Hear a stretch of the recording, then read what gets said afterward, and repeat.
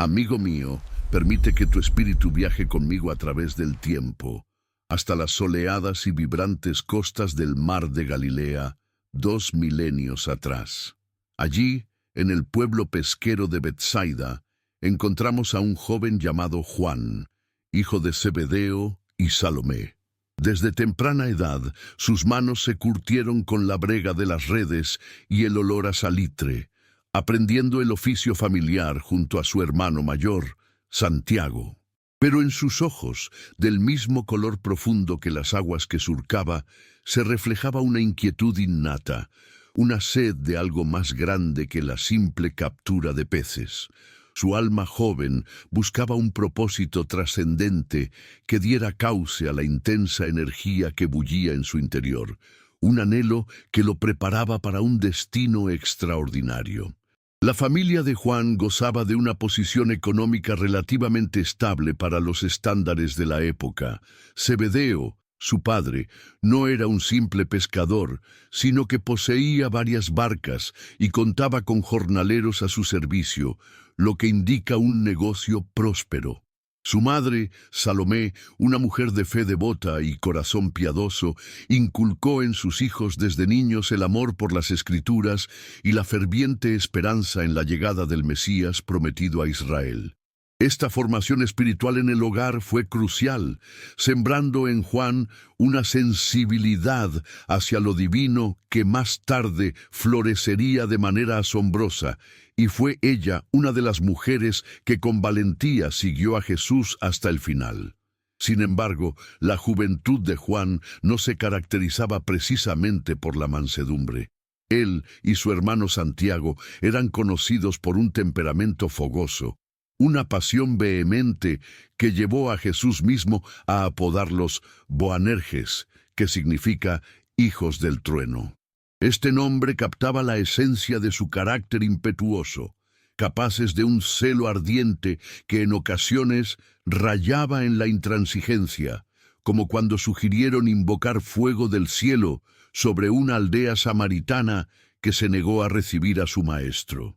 Era una fuerza de la naturaleza que, sin la guía adecuada, podría haberse desviado, pero que, bajo la mano transformadora de Cristo, se convertiría en el motor de una fe indomable y un amor sin límites.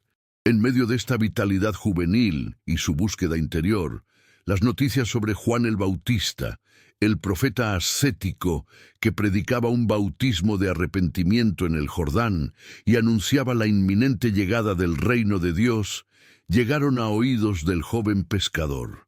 Atraído por este mensaje de renovación espiritual, es muy probable que Juan se uniera temporalmente a los discípulos del Bautista, encontrando en sus palabras un eco a las inquietudes de su propia alma. Esta experiencia en el desierto, escuchando la voz que clamaba por la preparación del camino del Señor, fue un preludio esencial para el encuentro que definiría el rumbo de toda su existencia y lo pondría cara a cara con su destino. Fue precisamente allí, en el círculo de los seguidores del Bautista, donde Juan tuvo su primer e imborrable encuentro con Jesús de Nazaret. Su propio evangelio narra este momento crucial con una sencillez cargada de profunda emoción, aunque él, con característica humildad, evita nombrarse directamente. Imagina la escena, querido amigo.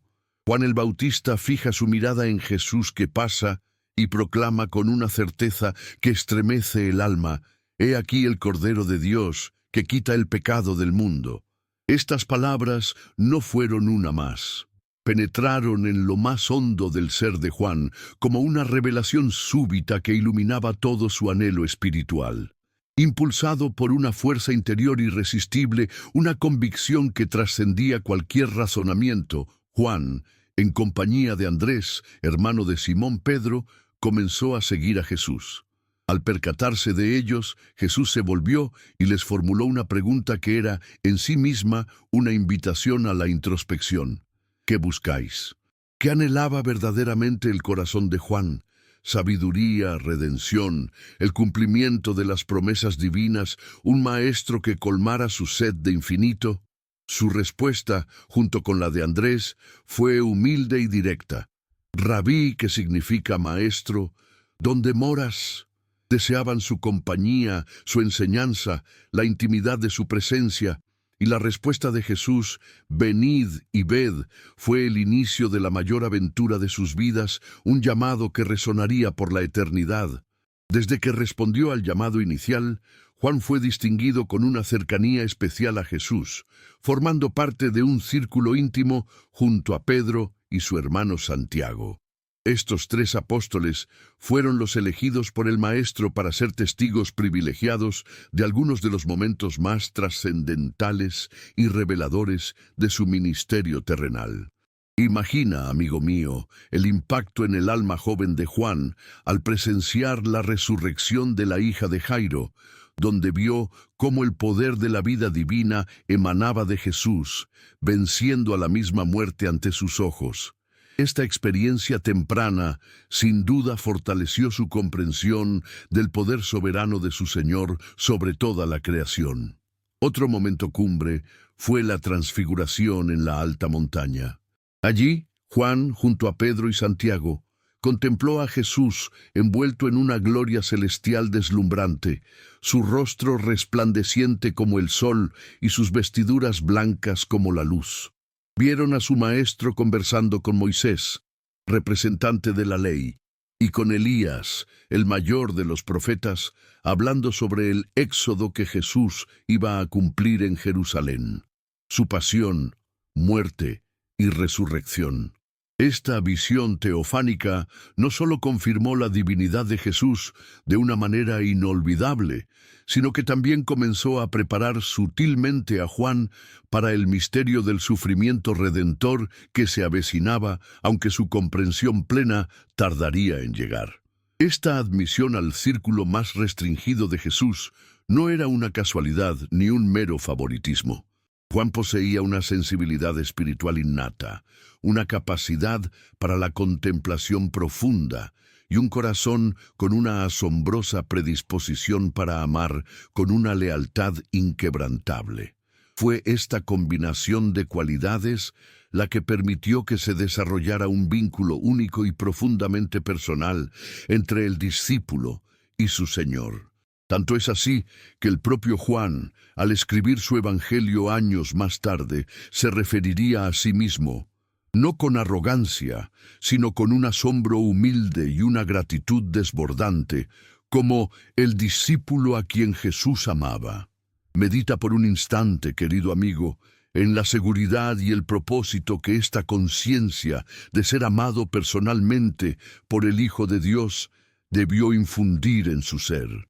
Es fundamental comprender, como el mismo Juan nos enseña a través de sus escritos, que este apelativo de discípulo amado no implica que Jesús amara a Juan más que a los otros, pues el amor de Cristo es infinito, universal, y se derrama sobre cada persona de manera única y perfecta. Más bien, este título refleja la percepción viva y transformadora que Juan tenía de ser objeto de un afecto especial, íntimo y absolutamente inmerecido por parte de su maestro. Fue esta experiencia personal de ser amado tan profundamente lo que moldeó su identidad, sanó las asperezas de su carácter juvenil y se convirtió en la fuente inagotable de su valor, su teología y su incansable predicación sobre el amor divino. La intimidad de esta relación se manifestó de forma particularmente conmovedora durante la última cena, aquella noche sagrada cargada de enseñanzas finales, de amor entregado y de la amarga premonición de la traición. Juan estaba reclinado junto a Jesús, en la costumbre oriental, tan cerca que podía apoyar su cabeza sobre el pecho del Salvador. En medio de la consternación general causada por el anuncio de que uno de ellos lo entregaría, fue Juan quien, a una señal de Pedro, se atrevió a preguntarle al Señor en la confianza de un susurro, «Señor, ¿quién es?». Este gesto de reposar sobre el corazón de Jesús se convertiría en un ícono de la confianza filial y del refugio seguro que se encuentra en la comunión con el Divino Maestro.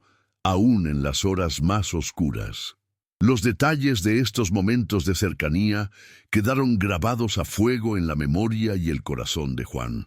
Cada palabra de Jesús, cada mirada, cada gesto de ternura o de corrección amorosa era por él celosamente guardado y meditado. Esta constante contemplación del Verbo hecho carne le permitió desarrollar una comprensión excepcionalmente profunda de la persona y la misión de Jesucristo. No era simplemente un seguidor, era un amigo, un confidente, un alma que había sido admitida en los pliegues más íntimos del corazón del Redentor.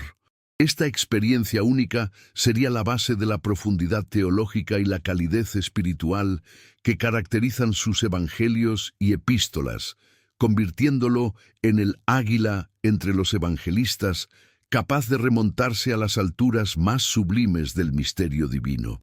El sendero del discipulado, amigo mío, es un camino de continua transformación, y el joven Juan, a pesar de su privilegiada cercanía con Jesús, no estuvo exento de las lecciones necesarias para pulir su carácter. Aquel hijo del trueno llevaba en su interior, como todos nosotros en alguna medida, las semillas de la ambición humana y un celo que, si bien fervoroso, a veces carecía de la sabiduría y la mansedumbre de su maestro. Recordamos bien el episodio en que él y su hermano Santiago, tal vez con la bienintencionada pero equivocada intercesión de su madre Salomé, aspiraron a ocupar los puestos de mayor honor en el reino que esperaban, pidiendo sentarse uno a la derecha y otro a la izquierda de Jesús en su gloria. Su visión del Mesías y su reino aún estaba teñida por las expectativas de poder y preeminencia terrenal. Jesús, con esa pedagogía divina que combina la claridad de la verdad con la infinita paciencia del amor, se dedicó a reorientar el corazón de sus discípulos. A Juan y Santiago, y a través de ellos a todos los que anhelan seguirle, les enseñó que la verdadera grandeza en el reino de los cielos se encuentra en una paradoja divina. No reside en el dominio ni en la búsqueda de reconocimiento, sino en la humildad radical del servicio, en la capacidad de hacerse el último y el servidor de todos. El que quiera ser grande entre vosotros, que sea vuestro servidor, les instruyó con firmeza y ternura. Y el que quiera ser el primero entre vosotros, que sea esclavo de todos, porque el Hijo del Hombre no ha venido para ser servido, sino para servir y para dar su vida en rescate por muchos. Estas palabras, amigo mío, fueron como un arado divino que removía las profundidades del alma de Juan. Estas lecciones sobre la humildad, el servicio y la naturaleza del verdadero liderazgo espiritual fueron calando progresivamente en el corazón de Juan. No fue una transformación instantánea, sino un proceso gradual, donde la gracia divina obraba pacientemente sobre su temperamento fogoso. El joven que una vez quiso invocar fuego consumidor, aprendía ahora del maestro que ofrecía agua viva. El discípulo que anhelaba un trono terrenal comenzaba a vislumbrar la gloria de una corona de espinas y la majestad de un rey que lava los pies de sus siervos. La poderosa energía de los hijos del trueno estaba siendo reorientada, no para aniquilar, sino para edificar, no para dominar, sino para amar sacrificialmente. A medida que el ministerio de Jesús avanzaba y su mensaje de amor y justicia desafiaba las estructuras de poder y las tradiciones anquilosadas, la oposición de los líderes religiosos de Israel se intensificaba. Juan fue testigo ocular de las crecientes tensiones, de los debates públicos cada vez más ásperos entre Jesús y los fariseos, saduceos y escribas. Observó con tristeza cómo muchos que habían seguido a Jesús por la fascinación de sus milagros o la esperanza de beneficios materiales, lo abandonaban cuando sus enseñanzas se volvían más exigentes y el camino del discipulado implicaba negarse a sí mismo y tomar la cruz. Esta experiencia fue una dura lección sobre la superficialidad de algunas multitudes y la radicalidad del llamado de Cristo. En medio de estas deserciones, Jesús se volvió hacia los 12 con una pregunta que ponía a prueba la profundidad de su compromiso. ¿También vosotros queréis iros? Fue Simón Pedro quien, con su característica impulsividad, respondió en nombre de todos. Señor, ¿a quién iremos? Tú tienes palabras de vida eterna, y nosotros hemos creído y conocemos que tú eres el Cristo, el Hijo del Dios viviente. Cite. Aunque Juan permaneciera en silencio en ese momento, podemos estar seguros de que su corazón se unía plenamente a esta confesión. A pesar de las dudas que pudieran surgir, a pesar de no comprenderlo todo, una certeza interior le decía que había encontrado el tesoro más valioso, la perla de gran precio por la cual valía la pena venderlo todo. La sombra de la pasión comenzaba a alargarse de manera inexorable.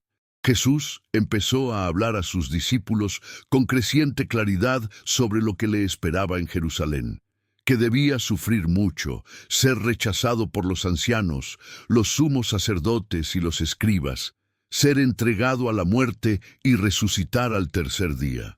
Para Juan y los demás, esta revelación era desconcertante, casi insoportable. La idea de un Mesías sufriente, de un Redentor aparentemente derrotado por los poderes de este mundo, contradecía todas sus arraigadas expectativas de un libertador político y triunfante. Sin embargo, experiencias como la Transfiguración, donde Jesús habló con Moisés y Elías precisamente sobre su partida que iba a cumplirse en Jerusalén, aunque no las comprendieran del todo entonces, iban sembrando en sus almas las semillas de una preparación para el misterio del dolor redentor y la victoria que nacería de la tumba. Llegamos ahora, querido amigo, al momento más álgido y doloroso de esta sagrada historia, al instante que define de manera imborrable la singular devoción de Juan y que inspira el corazón de nuestro relato. La última cena, con su atmósfera cargada de amor testamentario, la institución de la Eucaristía y la sombra ominosa de la traición, había llegado a su fin. Jesús, con el alma apesadumbrada, se dirigió al huerto de Getsemaní, llevando consigo a Pedro, Santiago y Juan, su círculo más íntimo, para que lo acompañaran en oración durante su hora de angustia suprema. Mi alma está abrumada de tristeza hasta la muerte. Quedaos aquí y velad conmigo, les suplicó, mostrándoles la profundidad de su agonía humana. Sin embargo, mientras Jesús oraba con una intensidad tal que su sudor se convertía en grandes gotas de sangre que caían a tierra, la debilidad de la carne venció a los 3 discípulos elegidos. A pesar de sus buenas intenciones, el cansancio y la incomprensión ante la magnitud del drama que se desarrollaba los sumieron en un profundo sueño. Qué soledad la del Hijo del Hombre en su hora más oscura, abandonado incluso por sus amigos más cercanos. Este fue un preludio amargo de la deserción que estaba por venir, cuando la turba, armada con espadas y palos y guiada por el traidor Judas Iscariote, irrumpió en la quietud del huerto para arrestar a Jesús. El miedo y la confusión se apoderaron de los apóstoles. A pesar de un breve y torpe intento de resistencia por parte de Simón Pedro, quien desenvainó su espada e hirió a un siervo del sumo sacerdote, Jesús reprendió la violencia y se entregó con la mansedumbre de un cordero llevado al matadero. Fue entonces, ante la visión de su maestro atado y conducido como un criminal, que el pánico se hizo insostenible para la mayoría. La Escritura lo narra con una frase lapidaria y dolorosa. Entonces todos los discípulos, abandonándole, huyeron. Imagina la escena, amigo mío. La desbandada en la oscuridad, el terror que quiebra las promesas de lealtad, la figura solitaria de Jesús enfrentando a sus captores. Pero en medio de esta deserción casi universal, una luz de fidelidad inextinguible comenzó a brillar en la persona de Juan. Aunque inicialmente pudo haber huido presa del pánico como los demás, un amor más fuerte que el miedo, una lealtad forjada en la intimidad con el Maestro, lo impulsó a sobreponerse. No podía abandonar a aquel que tanto amaba. Siguiendo a distancia, con el corazón encogido pero resuelto, acompañó a Jesús hasta el patio del sumo sacerdote, donde fue sometido a un juicio religioso fraudulento y lleno de falsos testimonios. Juan, conocido por el sumo sacerdote, pudo incluso facilitar la entrada a Pedro, quien tristemente negaría a su Señor 3 veces aquella noche. El Vía Crucis de Jesús hacia el Gólgota fue una procesión de dolor y humillación inimaginables. Juan, probablemente mezclado entre la multitud hostil y los curiosos indiferentes, siguió los pasos ensangrentados de su Maestro, su alma traspasada por cada insulto, cada golpe, cada caída. Y entonces llegó el momento culminante en el monte de la Calavera. Mientras los otros discípulos varones se habían dispersado, consumidos por el temor o la desesperación, Juan, el más joven de ellos, permaneció firme, valiente, al pie de la cruz, donde Jesús era clavado. No estaba completamente solo. A su lado, compartiendo el mismo dolor indecible, se encontraba María, la madre de Jesús, y algunas otras mujeres fieles, un pequeño y valiente rebaño de corazones desgarrados, pero inquebrantablemente leales. ¿De dónde extrajo Juan esa fuerza sobrehumana para soportar tal espectáculo de horror y permanecer fiel cuando todos los demás habían fallado? Solo puede atribuirse a la gracia divina que obraba en él y a la profundidad de un amor que, como él mismo escribiría inspirado por esta experiencia, es fuerte como la muerte y echa fuera todo temor.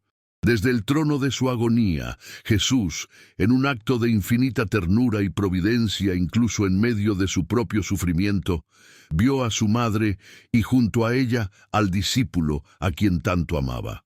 Con palabras que resonarían por toda la eternidad, le dijo a María, señalando a Juan: «Mujer, he ahí a tu hijo». Y luego, dirigiéndose a Juan y señalando a María: «He ahí a tu madre».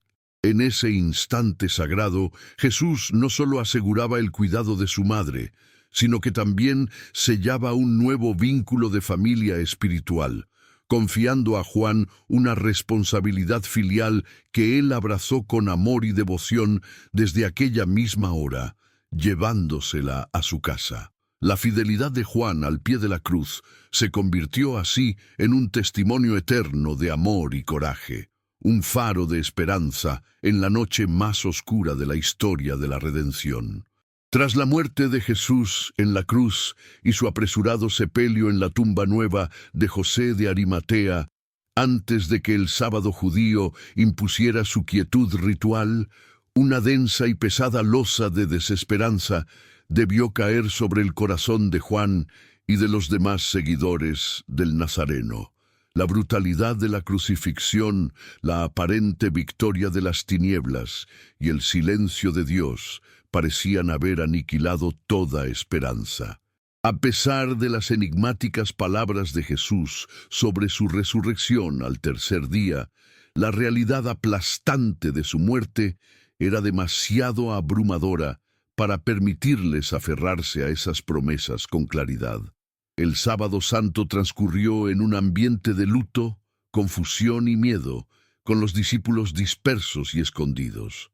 Pero el amanecer del primer día de la semana, amigo mío, estaba destinado a cambiarlo todo, a inaugurar una nueva creación.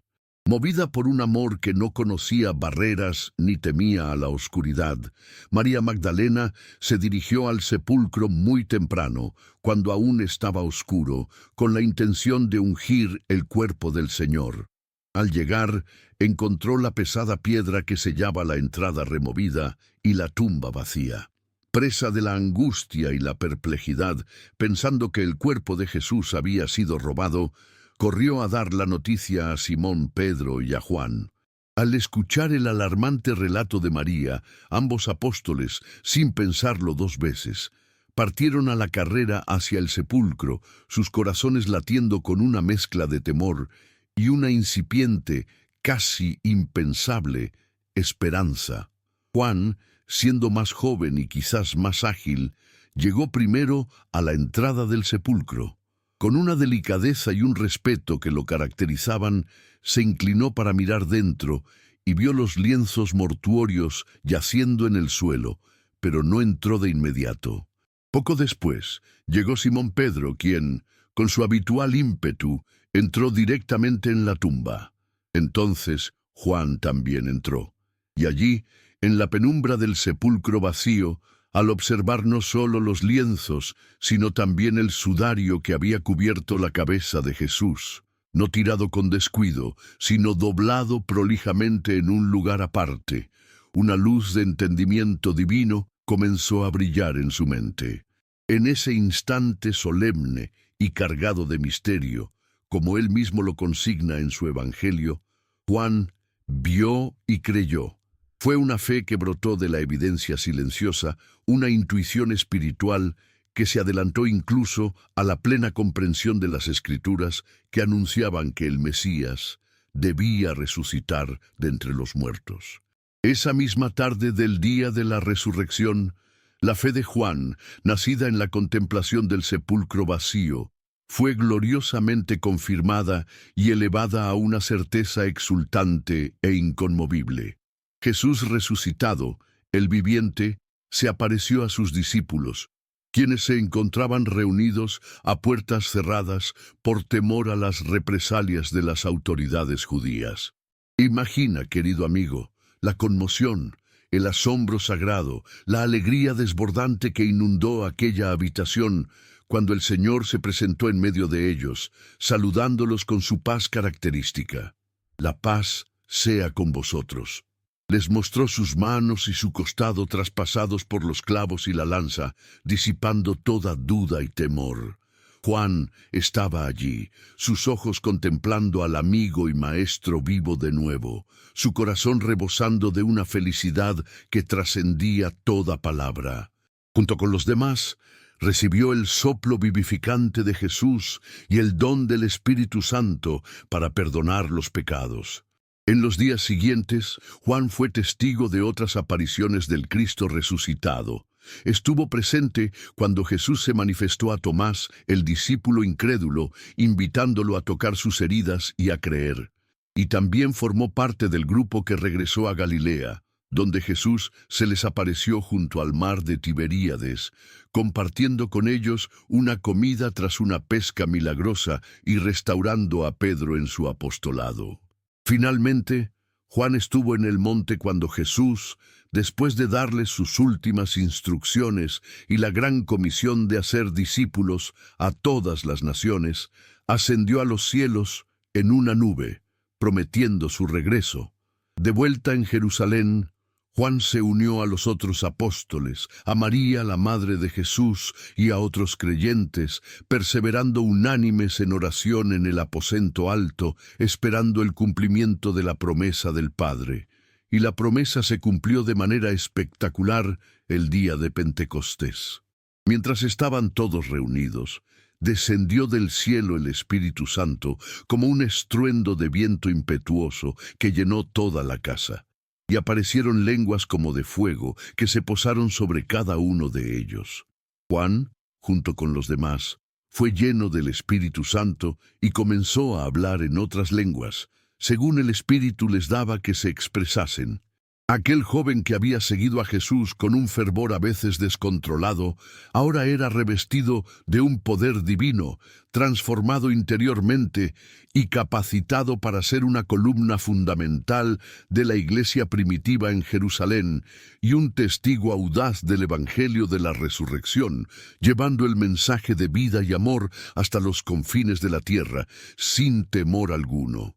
Los años que siguieron a la gloriosa venida del Espíritu Santo en Pentecostés fueron testigos de la paulatina y profunda maduración de Juan. Aquel hijo del trueno, cuya naturaleza vehemente había sido confrontada y moldeada por la paciente pedagogía de Jesús, y ahora estaba encendida por el fuego del Paráclito, se transformó progresivamente en el sereno y profundo apóstol del amor. Su vida entera se convirtió en un reflejo cada vez más límpido y radiante del amor sacrificial de su divino Maestro. La tradición eclesiástica más antigua y constante nos relata que, tras la dispersión inicial de los apóstoles, y posiblemente después de la destrucción de Jerusalén en el año 70 de Cristo, Juan se estableció en la importante ciudad de Éfeso, en Asia Menor. Desde allí ejerció un influyente ministerio pastoral, guiando, enseñando y fortaleciendo a las numerosas comunidades cristianas de la región. Durante este extenso período en Éfeso, que abarcó varias décadas, Juan se dedicó no solo a la predicación oral y a la formación de discípulos notables como San Policarpo de Esmirna, quien sería un eslabón vital en la transmisión de la tradición apostólica, sino también a la composición de los escritos inspirados que constituyen su invaluable legado para la Iglesia de todos los tiempos. Fue entonces, probablemente, cuando redactó su Evangelio, una obra de incomparable profundidad teológica que complementa los relatos sinópticos, enfocándose en la divinidad eterna de Jesús como el Logos, el Verbo de Dios que se hizo carne y habitó entre nosotros, y vimos su gloria, gloria como del unigénito del Padre, lleno de gracia y de verdad. Sus 3 epístolas, por su parte, son un canto sublime al amor de Dios como esencia de la vida cristiana y un llamado apremiante a que los creyentes se amen unos a otros con un amor práctico y visible como señal distintiva de su discipulado. La fidelidad inquebrantable de Juan al testimonio de Jesucristo no lo libró de la prueba de la persecución, que arreciaba contra los cristianos en diversas partes del Imperio Romano. Bajo el reinado del emperador Domiciano, 81-96 de Cristo, conocido por su crueldad y su exigencia de ser adorado como Señor y Dios, Juan fue arrestado y exiliado a la árida y solitaria isla de Patmos, en el mar Egeo. Fue allí, en medio del sufrimiento y el aislamiento, por causa de la palabra de Dios y el testimonio de Jesucristo, donde el Señor glorificado le concedió una serie de extraordinarias visiones proféticas que quedaron plasmadas en el libro del Apocalipsis. Este libro, a menudo malinterpretado, no es un manual de catástrofes, sino un mensaje de esperanza y consuelo para la Iglesia perseguida, revelando el señorío de Cristo sobre la historia y asegurando su triunfo final y definitivo sobre todas las fuerzas del mal, culminando con la visión de la Nueva Jerusalén, la esposa del Cordero, donde Dios mismo enjugará toda lágrima. Tras la muerte de Domiciano, Juan pudo regresar de su exilio en Patmos y retomar su ministerio pastoral en Éfeso, donde continuó sirviendo a las iglesias con sabiduría y amor hasta una edad muy avanzada. Las tradiciones más antiguas y fiables, como la de San Ireneo, discípulo de Policarpo, nos aseguran que Juan fue el único de los 12 apóstoles originales que no murió ejecutado como mártir, aunque ciertamente experimentó el martirio blanco del sufrimiento, la persecución y el destierro por su fe inquebrantable en Cristo. Falleció pacíficamente en Éfeso, rodeado del respeto y la veneración de los fieles, probablemente alrededor del año 100 de Cristo, durante el reinado del emperador Trajano, siendo el último testigo viviente de la generación apostólica. Los relatos tradicionales sobre sus últimos años en Éfeso pintan un cuadro conmovedor de su ancianidad. Se cuenta que cuando sus fuerzas físicas ya no le permitían caminar y debía ser llevado en andas a las asambleas litúrgicas de los cristianos, su mensaje se había concentrado en una exhortación esencial, repetida incansablemente con la ternura de un padre espiritual: «Hijitos míos, amaos unos a otros». Cuando sus discípulos, quizás un poco extrañados por la insistencia en el mismo tema, le preguntaban por qué siempre decía lo mismo, el anciano apóstol respondía con la profunda simplicidad de quien ha llegado al corazón de la verdad, porque este es el mandamiento del Señor, y si solo esto se cumple, es suficiente. Esta anécdota, aunque no pueda verificarse con el rigor histórico de los textos canónicos, concuerda perfectamente con la quinta esencia de su enseñanza. La vida entera de Juan, desde su llamado impetuoso junto al mar de Galilea hasta su serena partida en Éfeso, es un extraordinario testimonio del poder transformador del amor de Dios. El Hijo del Trueno, con su carácter fogoso y sus ambiciones juveniles, fue gradualmente cincelado por la gracia divina hasta convertirse en el apóstol del amor, aquel que se recostó sobre el pecho del Maestro y permaneció fiel al pie de la cruz.